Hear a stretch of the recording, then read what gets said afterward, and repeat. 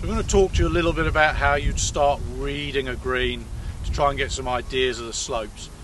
In actual fact, the reading of the green should really start as you're approaching it. So here we are, we're about 50 yards from the green, and I'm already starting to look at the slopes and the contours, and I can actually see from here that it's certainly higher at the back than it is at the front. So I know the green's running towards me, it's downhill towards the front of the green, and it's higher on the left than it is on the right. So also the ball's going to tend to fall from the top left to the bottom right, and that's a general thing.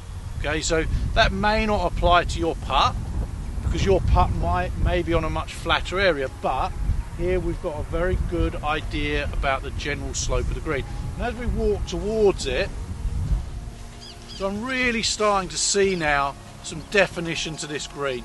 And actually, if you look on the right hand corner, it's actually fairly flat. So if your ball did happen to be on the right and the hole was also on the right, you may have a fairly flat putt, and that's where I'd want to have a much closer look and see if there is any subtle slopes that are going to influence our putt there. But let's get a little bit closer again. So here we are now, we're quite close to the edge of the green now, and it's very, very obvious now that if the hole was at the front of the green, I'm going to have a very quick putt if my ball's at the back of the green.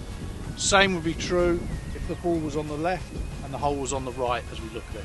It's going to be falling towards that area.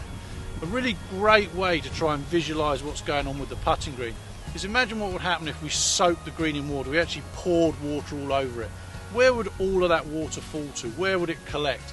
And in this case, it's certainly towards that front portion and towards the right hand portion of the green.